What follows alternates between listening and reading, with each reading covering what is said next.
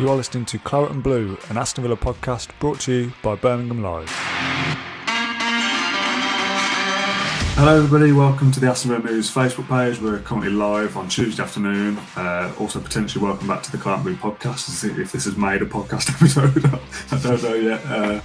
Basically we're going to sit through and do a Q&A with supporters. Anything Villa related, anything other than Villa, to be honest, the way it's going at the moment. Ask us anything. For those watching on Facebook Live, you are the heartbeat of this podcast, so send in your comments and questions. I'm Dan Rolinson, joined by Pat Rowe this afternoon. Before we get any questions come through, let's quickly go over Spurs. I don't think it's time to melt down, personally. I was really impressed with that first half performance. I thought the system worked really well. I thought we penned them in, didn't we? I know we conceded another sloppy early goal, which was just field full of mistakes, and But I thought, we penned them in. They couldn't play out from the back, could they? And they kept trying to do that. I think that's probably the change they made at half time. They just started lobbing it up top, didn't they? The flick-ons to Son and whatnot. But I thought the 4-3-1-2 worked well. It just wasn't our day in front of goal, was it? I think if Danny Ings has maybe played a few games before that, Matt Sharp, he's been in and out of the squad all season. He's probably burying the overhead kick one and that one at the back post where he just dragged it. I thought those were just guaranteed for a confident Danny Ings. He's just not confident at the minute, is he? What are the ones? McGinn from outside the area, Cash from outside the area, Ramsey's Watkins one. Watkins had a header as well, didn't he? Watkins' header. I thought he was under that, to be fair. I thought that was harder than a few people made out. But the Ramsey one stands out for me, where it was like the Norwich goal, wasn't it? Just a bit more congested. I thought he was going to bury that with his left foot again.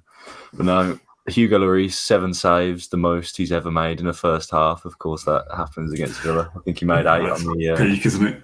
Yeah, 8 on the evening, and that probably shows the difference in the two halves of the performance, wasn't it? 7 saves made in the first, and only 1 in the second, because we just fell to bits after that second goal, didn't we?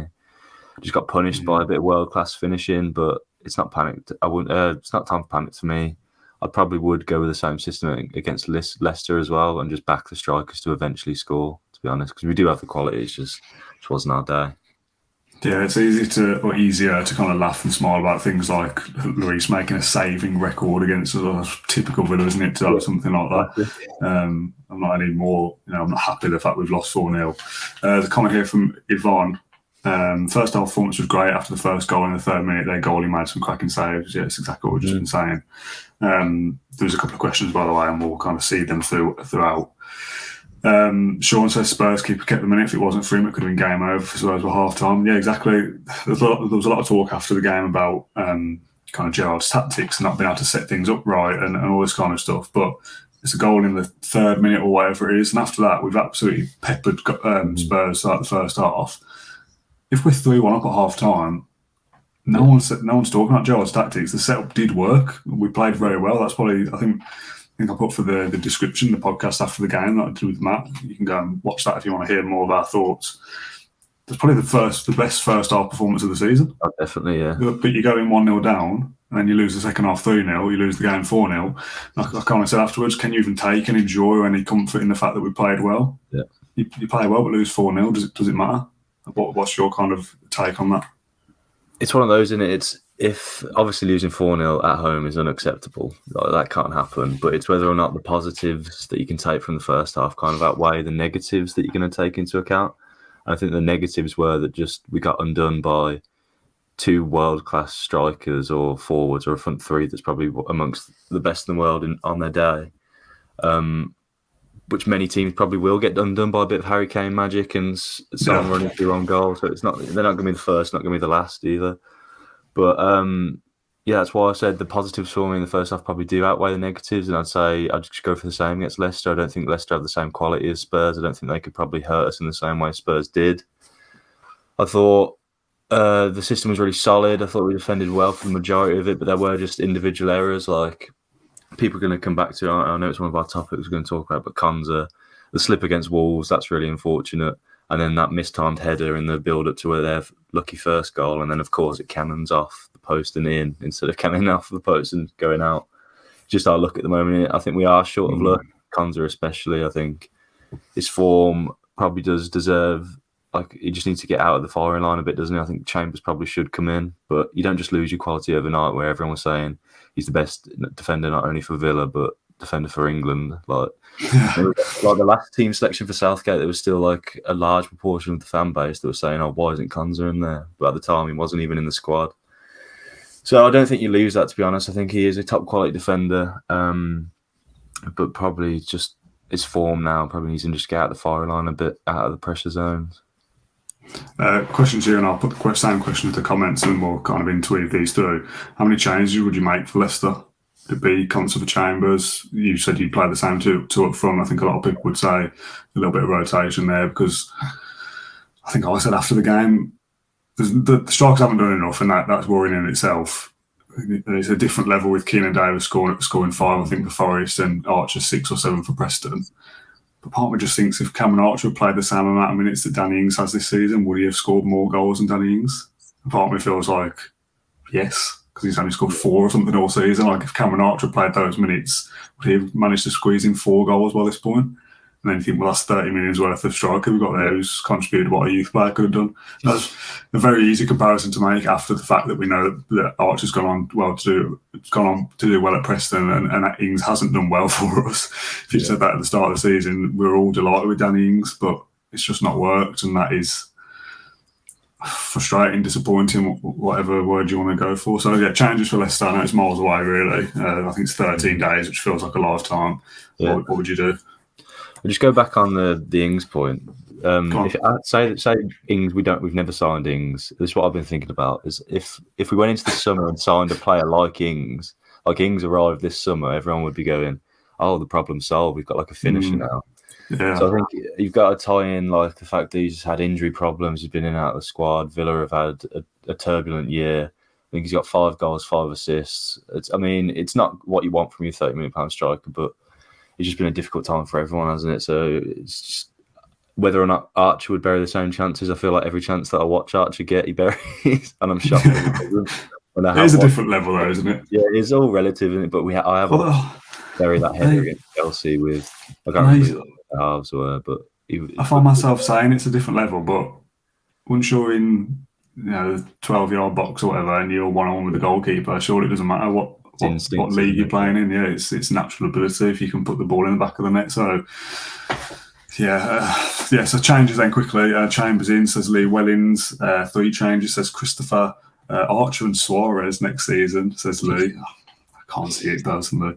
3-4-2-1 formation, says Phil. Drop Douglas for Chambers and Buendia for Ings. I'm going to come back to the 3 at the back thing because I've been looking into it a bit. And okay, all right. So that would be Chambers, Konsa, Mings as a 3. McGinn and Ramsey is the 2 in midfield, is it? I guess there's a 2. That would be it. Tough. Yeah, I'm not sure about the wing back. Well, yeah, people talking about fullback now with Dean potentially out for the rest of the season. Obviously, it's a couple of weeks, 10 days or so to the next game, and we'll see if there's any developments there. But if he has broke his collarbone, then it's going to be out for a few weeks at least, which is probably it's the end of the season, isn't it? Like 6 weeks. So yeah. Any other comments about team news? Matthew says we need a new starting 11, which I'm not inclined to disagree with, really. Samson needs a run. Yeah, so there's definitely changes and potential for that. Leicester obviously hit a bit of form just as we're about to play them, which as it always is. 3 at the back then for you. Talk to me what you've been thinking about. I chuckled just when you said I've been thinking about Danny Ings. That meme when it's like, what is he thinking about? He's probably thinking about other women, and you're just lying there in bed thinking about why is Danny Ings not scoring goals? Would we have the same issues if we signed Danny Ings this season? Should do that as a meme for a native. Actually, I'm going to write that down. Well, carry on. In terms of the 3 at the back, it came into my mind because of this new link to Matthias Ginter, or Ginter, I don't know what I'm trying to say. But predominantly, he plays in a back 3 for Mönchengladbach, and he's on the right side of it, so he's not the centre or the left, he's on the right. I was just thinking, is there an opportunity for Gerrard to kind of switch to a back 3? But Gerrard, I've just looked at it now just before the podcast. He's never once trialled it in his managerial career for like Rangers or anything. So I doubt he's going to stray away from that. So it probably is a hint that, the 2 links that I think there's 3 solid links that have merged, and it's Basuma, Gomez, and this Ginter. So with 2 of them being centre-backs, probably is the main position that he's looking to upgrade. But it's interesting that they're right centre-backs and not left centre-backs, because everyone thought it'd be Mings to go first, would be upgraded. So it's kind of interesting to see that he's recruiting there, or like, looking to if the rumours are true. But personally, I still think Konsa's one of our best defenders, and we should just build around. I don't think we can change every single position in the team ahead of next season, like whoever just said 11, which might be fair to say on current form. But I made a point on Twitter the other day that I think I can remember 2 seasons where we've had mass recruitment in, and that was the relegation season where we signed like Idrissa Gana Gueye, Jordan Marvey, those kind of players, and then when we got promoted as well. And almost went down. And then we signed 10 players, averaging like 10 million each or something. So it's incredibly hard to spend a lot of money and get quantity and quality at the same time. So I don't think we should be looking at more than like 4 additions this summer. And in terms of the additions I'd want, I'm not sure replacing Ezri Konsa is one of them, or the high priorities at least. So yeah, it's interesting. I don't know what your thoughts are on the Konsa links. Yeah, part of all that conversation, Konsa, Watkins, Danny Ings, McGinn, even maybe to a lesser extent Douglas Luiz. I don't know whether you'd replace them by choice now. If you just go, right, we'll have a clean slate. Who do you want? Who do you want to keep? Who do you want to get rid of? Mm-hmm. A lot of that will depend on whether there's offers for them. Because I would keep Konsa, but if somebody does come in for him and says 45 mil or whatever, there was a stage last season when we were saying like 60, 70 mil for him. I don't think you'd quite get that now, but he's still a good player. But yeah, I don't think you get that much. Maybe you do accept that, and you buy somebody for half the price, and you reinvest in the team, and that is the model going forward. Some people are talking about kind of like the sacking of Smith and importing Gerrard and getting Dean and Coutinho in is like the end of the young and hungry kind of player, and that we want success now, and you'll buy kind of like one of the league's best left backs, kind of, I guess, on reputation for Dean. It's not really worked out that way. Mm-hmm. And Coutinho is kind of like this star player come in, and we want success now, and that is the format going forward. So you sell Konsa for 45 mil, sign somebody else for 30, and just go right, plug and play, go, new centre back, kind of move on. There's a question here on that, kind of to an extent, from Wayne Dowling. He says, can we afford to carry Coutinho in pretty much every game? It's difficult with Coutinho. People that aren't signed up to the newsletter for Claret and Blue, first of all, go and do that, because there's some good stuff on there. John actually wrote a good comment piece the other day about not spending our way to Europe. Like that isn't realistic. You've got to coach what you've got as well. But I wrote a little piece after the Wolves game, I think it was, saying like, I love Coutinho, but he's either brilliant or he's rubbish. And there doesn't really seem to be a middle ground. I think Ash gave him a 5 out of 10 for the Spurs game, and the comments were like, Coutinho was the best player for us. He was the best player for us in the first half, and then went missing for the second, like the rest of the team. Yeah. So as much as you can play well for 40 minutes, if you're an elite player, you've got to play well for 90 minutes to be worthy of that level of adoration or whatever the word is. So I don't know I'd suggest that we're carrying him, but he's a bit of a luxury for a player when you're in a struggling side, and that is a difficult thing for Gerrard to weigh up, because as much as he's got this great relationship with him, and on his day he is one of the best attacking midfielders in the league. If he's not on it, can we afford to pay 35 million for that and give him 200 grand a week when we've got Emi Buendia on similar figures sat on the bench? Yeah, it's one of those, isn't it? I think it's pretty similar to like the situation United find themselves in with Bruno Fernandes. Like, other than the attacking midfielder role, or if you just put him out of position and play him up front like the other day for some reason, you can't really play Coutinho any other than like left wing and attacking mid. So he doesn't really do a job that well defensively, does he? And you can make the argument that Buendia does. So maybe that suits the team that we are at the moment a bit more. A player that can contribute on both ends of the pitch, but I'm very much on board with bringing Coutinho in, and it would state that they are going for a win now strategy. So they're probably thinking that's why these links to like Ginter, I think he's won the World Cup, that players like that, experience, Dean, they're going for a win now, aren't they? If they sign Dean, they're not going for a long-term project. So maybe there would be a shift away from players such as Konsa and Watkins that you're probably going to have to wait another 2 years for to be at the level to compete for like trophies and whatnot. Yeah. Or they might not give a 7 out of 10 every single game. They might have a game where they're a 4 out of 10. I don't know if Gerrard wants players that you can't depend on every single game of the season. But he's one of those. I'd be on board with bringing Coutinho in. I mean, you say he dropped off in the second half, as everyone did, but the first half, eight shot creating actions was, I think, his most since 2019. So just a half of football like that could win you the game. And it was that's true. Yeah, like we said at the start, if you 3-1 up at half time and Coutinho's got 2 assists, this is a totally different conversation, isn't it? I think Gerrard said himself that it wasn't a 4-0 scoreline. I think it was Gerrard who said it. It wasn't really. Spurs had 5 chances and scored 4. And that's what the clinical team does. That's what Harry Kane and Son do. They're chasing for top 4. They've had 5 chances. They've scored 4. Job done. Clean sheet. And off you go. We've made 7 chances in the first half and not scored a single goal. And ultimately, that is, we can look into it all we like. That's the biggest issue, that we don't score enough goals from the chances that we create. We almost scored me as well with that free kick that was got palmed out on the line. A couple of questions about Leon Bailey. Phil says, can we send him back to Germany? And somebody else just said, what do we do with him? Christopher says, what are we going to do with Bailey? It's a weird one, isn't it? Amaro Garza leaves on loan to Everton, which is a bizarre move in itself, looking at that now, and says when he leaves, wingers like me don't fit in under Gerrard's system, and they don't, because we don't play wingers, which is potentially a problem in itself. So what happens to 25, 28 million euro Bailey, who's come in as kind of, again, not a star player, but done well in Germany? We're all excited about him, kind of here to replace Jack Grealish, so to speak, and Bailey gets a look in due to injury and various other things, and now doesn't fit the system. And to be fair, you can say a lot of the same things about Emi Buendia. You've got 60 million worth of talent there, and they're both sat on the bench. Yeah, I think Buendia slightly fits the system a bit more, doesn't it? Because you can play a bit more centrally. And I'd probably like to, I've said it before, I wrote a piece before the Spurs game saying I probably want to see him trialled in the midfield a bit. But this is why I was confused at those first links that Gerrard was at the Leicester game. I thought he'd be watching Sangare. But he was watching, I'm not even going to try and butcher his name, but it was the winger, the 20-year-old winger. And then Gerrard also went on to say that he's not going to be looking to recruit young players this summer. So I was like, I didn't really believe those links to the 20-year-old.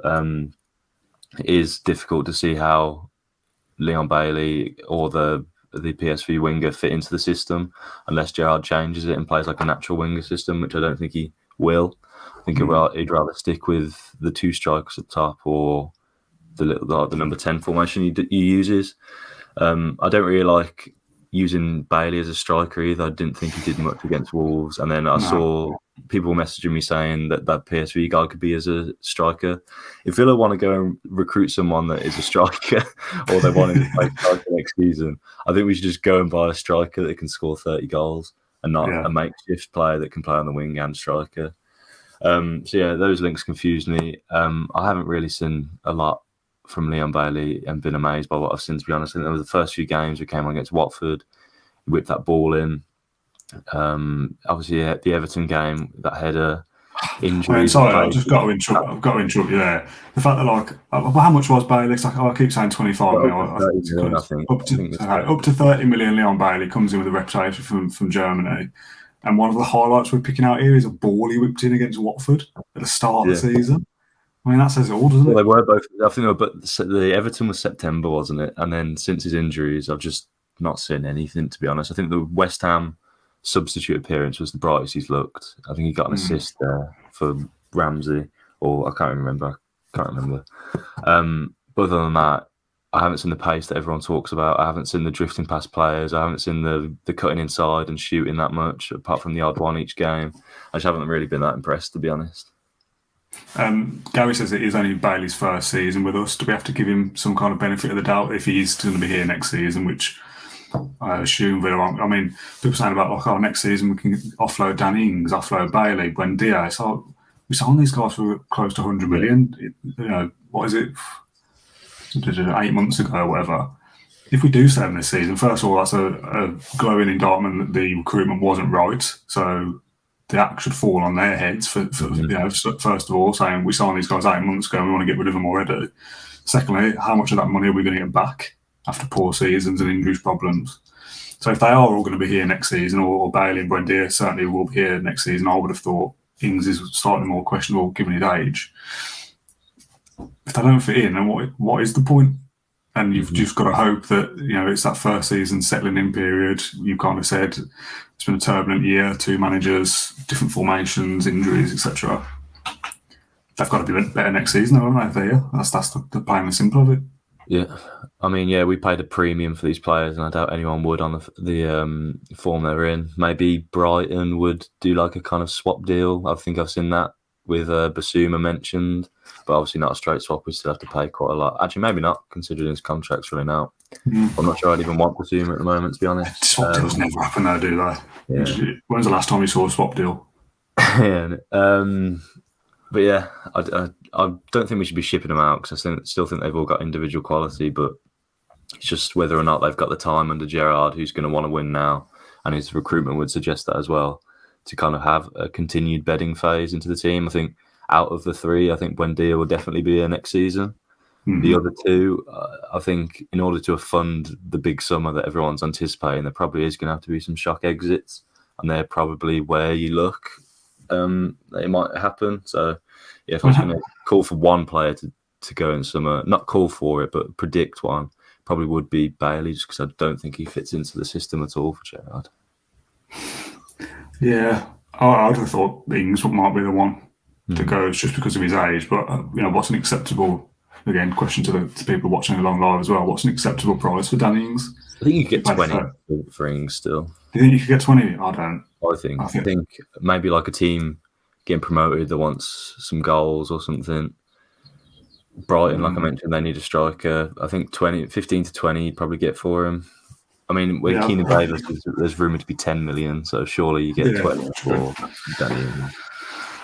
Yeah, I'd have said close to 15, to be honest. I don't, just because of the season he's had, you're now looking at a player who's, was he 31, 32, something like that? Rank under 30, yeah. Who were all kind of going before this season, proven goal scorer, gets 15, 20 goals everywhere. This season he's got 5. His value, his ability, whatever you want to put it, is on the way down. I don't see anyone getting anywhere near backhand money for him. It's likewise with Bailey to an extent. His age is certainly in his favour. He could go back to somewhere like Germany and we could recoup some of that money, but clubs abroad don't have that kind of cash to throw around. So if someone in the Premier League doesn't want him, probably going to end up stuck with him whether we play him or not. There was a question right at the start from Sean Finnegan. He says, from our remaining fixtures, how many points do you think we can get? And conveniently, I've got the remaining fixtures in front of us. Bear with me. There we go.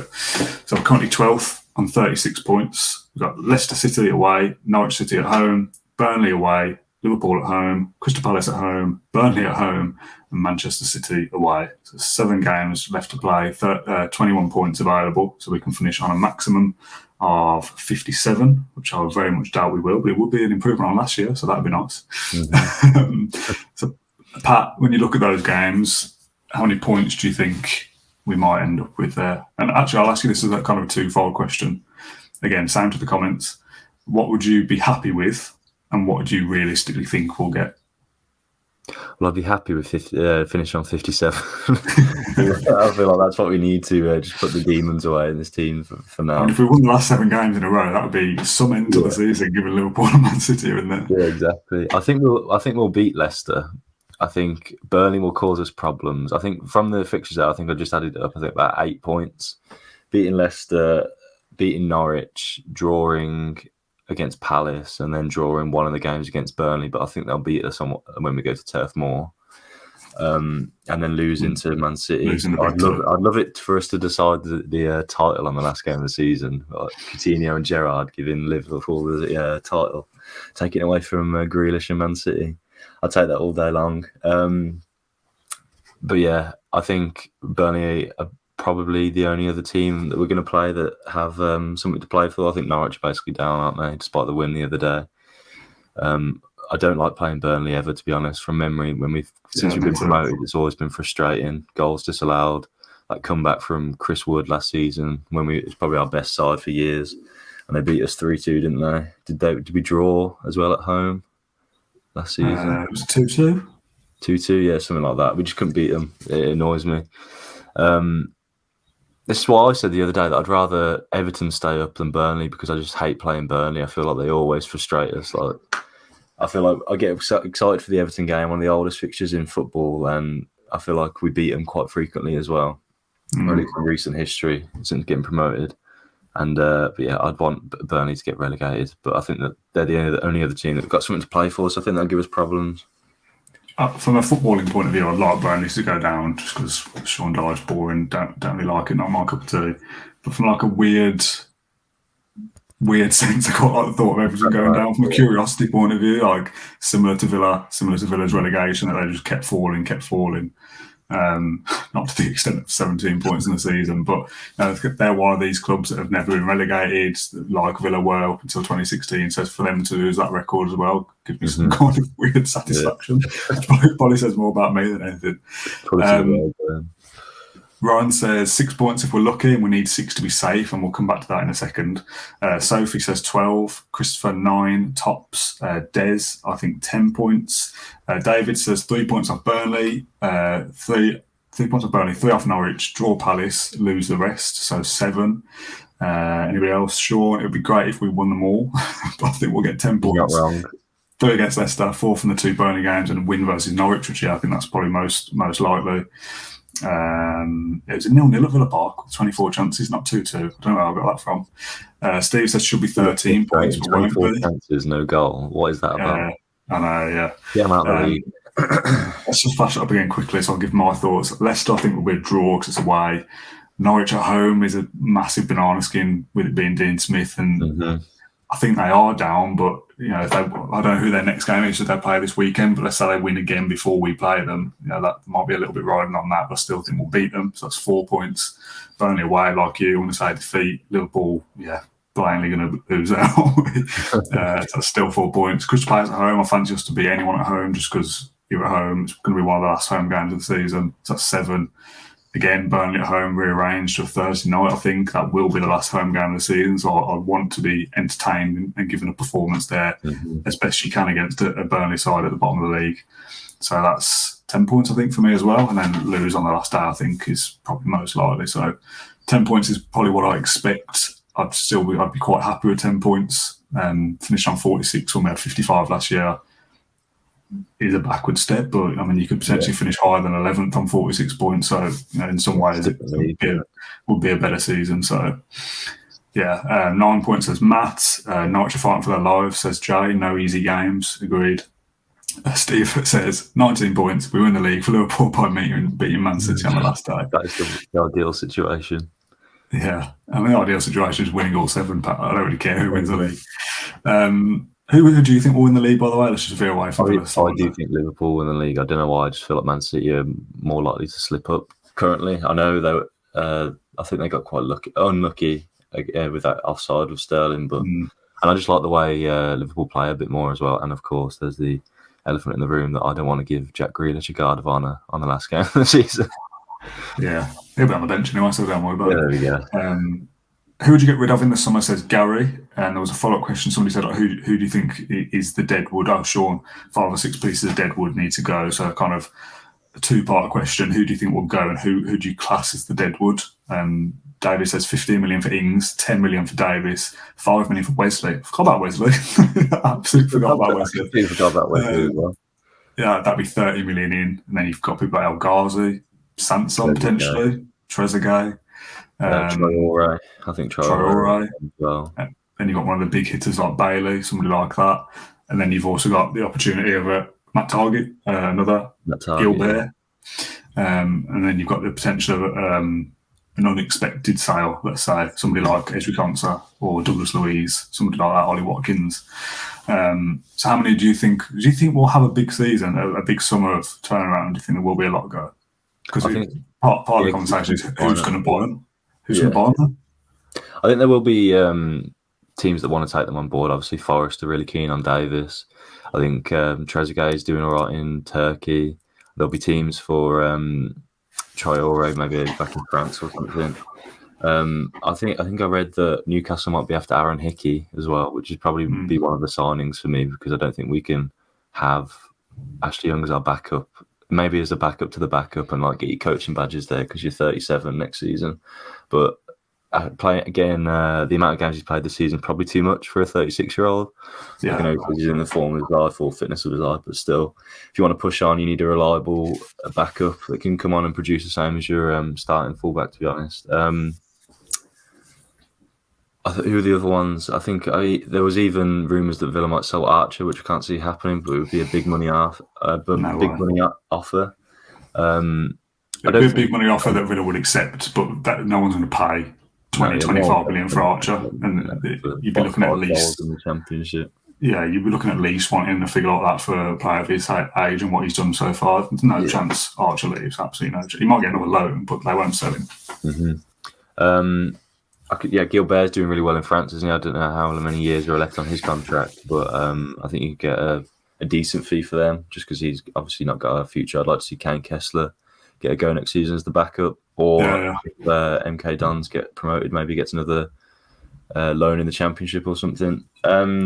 I think you can recoup a lot of maybe 40 to 50 million of players you just mentioned. And I think we do need that to finance the summer. And then if they want a really big summer, you're probably going to have to see someone like Konza or Bailey go. But personally, I wouldn't want Watkins or Konza to go. I'd be okay with a Bailey sale just because, as we mentioned, I just can't see a situation unless he switches his systems where he fits in. But I do think it'll be busy. First summer for Gerrard, putting his stamp on the squad. Big funds available, a pre-season, no international football interfering with it either until November time. So, yeah, I think it will be a busy summer, but maybe outgoings more than incomings. Yeah. There's a comment here, and I want to kind of try and assess as many opinions as we can, from Ahad Ali, who says Gerrard hasn't improved a single player. Do you agree with that, or do you disagree? I disagree with that. I think Ramsey's come on leaps and bounds. I know he was given opportunity under Smith, but I don't think he was the quality that we were seeing under. I think in that first game at Brighton, I remember seeing it. I think he just gave Ramsey a bit more responsibility, lent on him a bit more than maybe Smith would have done, and he's just progressed massively, hasn't he? In terms of other than that, I think Cash as well. Cash has developed going forward. I think they identified his weaknesses, that he can't really whip a ball in first time. So I think there's been a direct change of him just cutting it back instead. And that's been a bit more threatening for me. I don't think Mings has been that bad. I think he's had one or two games. Other than that, I thought Mings has been quite solid throughout Gerrard's time. I remember the first few games, he was unreal, wasn't he? I think everyone was back supporting him, but then he's had a few slip-ups since then. Other than that, I can't really think of anyone that's progressed too much. Nakamba in possession, yeah. Nakamba looked a bit more comfortable. Those first few games, it'll be interesting to see him come back, see if he's at the same confidence levels, which I can't imagine he will be until next season, to be honest. He was out of football for 6 months? 5 months, rather. But it would be interesting to see him back in the team, because that's obviously that'd be the main position for me to strengthen in summer. That CDM position. I'd happily pay 60 million for Calvin Phillips. I'd happily play. I would, yeah, I would. For England's Player of the Year 2021, I would. He is the exact profile I think we need in the midfield. Solve not all the issues in the squad, but a large proportion of them. I think that's a little bit steep, to be honest. But if you are kind of paying for it, like the exits we've just said, can't see Leeds. Yeah. I think Leeds aren't many points off us, are they? So maybe he won't want to take the step to Villa. It's not necessarily a step up at the moment, but it'd be up to him. And I think United also want him, so obviously it's not a question if United come in for him. Yeah, we're really on first place who's improved, and we've got 3 or maybe 4, which isn't exactly a great thing really. There's a lot of noise going outside the bar. Can you hear all that? Yeah, drilling and wood cutting or something. I don't know what's going on. Anyway, there's a lot of players that you could probably argue have regressed under Gerrard, but as I say that, I don't even fully believe it myself, because they've just not been good all season. Like someone like Watkins hasn't been good all season. That's not Gerrard's fault, I don't think. Konsa as well, likewise. Ginn hasn't had a great season. Douglas Luiz hasn't had a great season. But I don't know whether that's Gerrard's fault. Yeah. Part of me just curious. Part of me is curious as to whether, if you know you're leaving or you know you're going to be replaced, you must have some kind of drop off in performance. Yeah. I'm not saying that Ollie Watkins is going, I'm going to Arsenal next season, so I'm just going to jack it in and not bother. But there must be some kind of subconscious thing thinking, am I going to bust a gut for this ball in the 89th minute? Like that target, wasn't it? I think when the links, I think it was the first link that appeared, wasn't it? Luca Dean or a left back, or a kind of Borna Sosa was the first one I remember. But then he had a good first few games, I think Brighton and Crystal Palace, and he fell off a bit, didn't he? I think it was that mentality aspect of players maybe hear the leaks starting to come through. Like they'll see the centre back links coming through now and the CDM links, and it probably will have a role in like Douglas Luiz's contract negotiations or the form of confidence issues. And all that adds up, doesn't it? Like players see reports just like we see reports and stuff. So yeah, they obviously do read some of the noise. Sophie says, why pay that kind of money for a player when you've got a perfectly good player in Nakamba, unless you're going to buy a backup CDM? I think in an ideal world, Nakamba is your backup, is he not? Yeah, that in terms of if you want to see the team progress, I know Nakamba had a few good games, but I think he has his limitations. As good as he can be, I think he's 28 as well. So, he's a good player, and he was definitely one of the most improved under Gerrard. And if he is fit for the next 7 games, I think that will help us pick up, maybe a few more points than we expect. But is Nakamba a top 8 Premier League player, top 6 Premier League player?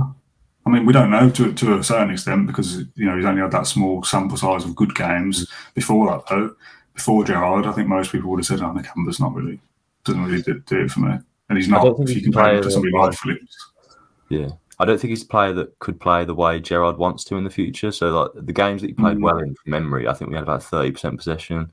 We just scored and then locked it down defensively, didn't we? And he was just there to break it up, dish it to one of Ramsey or McGinn. But I think in the long-term image for the team, Gerrard wants us, dominating the ball, someone progressing us from the back, just doing the same role defensively, but also having a lot more to his game, maybe a bit more going forward. I think that's what Sangari does. Phillips showed that once he's given a freer role for England, he went forward a bit more and played well. I think he wants that from his centre-backs as well. I think everyone always highlights Ejikons as like distribution, his progressive play. And then they get linked to Ginter, who's probably, I'd say that's like a main strength of his, is like his ability to be calm and on the ball, passes under pressure, getting the ball forward and roaming a bit. So yeah, he obviously wants to play in a different way long term if he's getting linked to these players. I just want to jump back to Ryan's comment from earlier, who said 6 points if we're lucky and we need 6 to be safe. Do you believe we're in danger of relegation still? No. I'm not thinking of relegation at all now. I think that's pretty done and dusted for me. Yeah. I think Burnley will be lucky to escape if they do escape. I think Leeds, Newcastle, I don't think Newcastle are thinking of it and they're below us, aren't they? Well, that's kind of my kind of benchmark for it. The relegation kind of question has been doing the rounds for weeks, and I've said we're not going down, we're not going up, and I've been quite adamant over that. So I just thought, by hook or by crook, we need like 10 points or whatever to be safe. We'll get that at some point. Even if you win 1, lose 5, win 1, lose 5, you'll get the points that you need. We're on 36 now. Burnley on 24, so there's already a 12-point gap. They've got to win 4 games just to catch us. I know they've got a game in hand, and we do play them twice. So if they beat us twice, that gap does come down quite a bit. But even so, and saying we need another 6 points to be absolutely safe, that puts us to 42.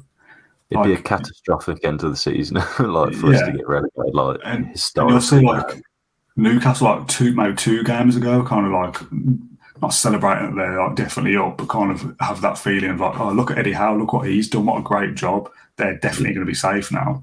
And they're on 34. So if they're feeling like that on 34, still 7 games to go. Surely we're going to get another 4 or 5 points for the rest of the season.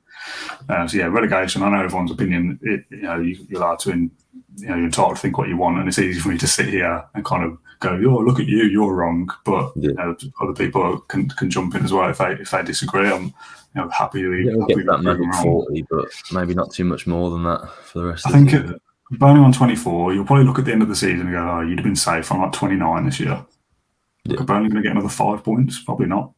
Not while they played against Norwich, I know that. If I was Everton on 28 points, I'd be worried then. If I was Leeds on 33, potentially I'd be worried as well. Even Leeds, I think, are going to be fine as well. After that win the other day. I think Leeds could start on 33. They could lose every game and still be fine, I think. The standard of that bottom 3 is so bad. Norwich City 21, by the way. They're only 7 from safety now, but I still don't think they're going to do it. That'll be a tall ass. We'll give Dino 3 points. Dino can have 3 points. Yeah, For not old the time's expensive sake. stuff. What else? Unpopular opinion. I wanted to get your take on this. Me and Matt did it in the post Spurs chat. There was a kind of thread going around on Twitter on Saturday morning of opinions that you'd be cancelled for. So if anyone doesn't know, to be cancelled to me is to you say something offensive and you're kind of off the air, so to speak. So what Villa opinion would you be cancelled for? Have you got anything that springs to mind? I can give you my examples. Probably got some thinking time. 2. And the first one, probably a few weeks ago, maybe after on the good run of form, whenever everyone was saying Coutinho was the best player they've ever seen in a Villa shirt. I just don't, even at like the height of his Villa performances and when everyone was raving about him. And I love Coutinho. Like when he's on form, it's magical to watch. I just don't think he's the best player I've ever seen in a Villa shirt. And it does hurt me to say that because the best player in a Villa shirt I've seen is probably Jack Grealish last season. In the first half of the season, that Liverpool game, that run against Burnley. I know we lost 3-2, but just stuff like that sticks in your mind. And the Crystal Palace game as well at home on Boxing Day. What was it? I just don't think I've seen a better player than Jack Grealish in that form for Villa, to be honest, which does burn me inside to say. And then I actually agree with that, by the way. Yeah, I don't think that is it. I mean, maybe it's just you and me, but I think that's fair. The other one is that it's probably I've only just started thinking about it, but Emi Martinez this season, I think he's down there. I think there's a statistic called post-shot expected goals, and it basically measures how many goals a keeper prevents that should have gone in. And I think Emi Martinez is on like -7, and like Jose Sar's on like +12 or something. And so I think last season he was making some of these saves that this season you go on another day. Emi Martinez saves that, but I feel like I keep saying on another day Emi Martinez saves that, and I'm not seeing those games as frequently this season where Emi Martinez is making those saves, and he is getting hung out to dry by a poor defence ahead of him. And that probably is adding to it, but I don't think he should come into blame. I think maybe we should highlight that as an issue, especially I didn't know how the Kulusevski goal went in when he was going away from goal on his weak foot. If he is, I think it's his weak foot on a tight angle. It's also Meg's. It's gone through Tyron Miggs' legs, hasn't it? It is unfortunate, but I was just looking at thinking maybe he should have been doing better there. Maybe he should let that go in. I don't think you're alone, and it is kind of like a blasphemy, isn't it, to come out and question Emi Martinez, who's been very good. I would not like to lose him. He's on a long-term contract. He's on his day. He's one of the top 5 goalkeepers, maybe in the league, top 6, top 4. Trying to think who would be up there. Yeah, top 5 probably. Yeah. But I was sat there on Saturday with my dad, and I think it was for the Kulusevski one. Yeah. I definitely said that wrong. And you kind of think, might I save that? Yeah. You've only seen it live in the stadium, and you don't watch it back and stuff. You don't see any replays. Like a very tight angle. there's a few occasions this season where I thought he'd have saved that last season, or like a shot from like on the edge of the area outside the box. You think, I feel like he's got time to deal with that, and he hasn't. I feel like the first time it happened, like against Watford, I was I'll save that another time. Then it's kind of been a theme throughout the season where I've gone, Yeah, no, I think that's fair. Again, you might be cancelled for this. You might never be on the podcast again. But I'm agreeing with you, so I think that's all right. So did you catch the podcast after Spurs? Did you watch it? No, I think I was drowning my sorrows in Peroni and the Aston Tavern. I'll share mine with you then. The people who watch the podcast regularly will already have, they might have listened to this if they got all the way through the last episode. I had 2 as well. First one is a long-time opinion I've had that the round badge is overrated. I don't think it's as good as people think it is. I think it's because it's associated with winning the league and winning the European Cup, and I understand that's why it's important. From a design point of view, I don't think the colours are quite right. I think in the modern day where it's printed onto everything, it's on every piece of paper at Villa Park, and I just don't think it works the same on social media, stuff like that. I don't think it would work in the modern day, no. I think if you bought it back, people would look at Man City, Chelsea, Brentford, all these recently changed circle badges and just think, Villa have just done something like that. Yeah. I don't rate it round badge, so cancel me if you like. My second one was a match-related one.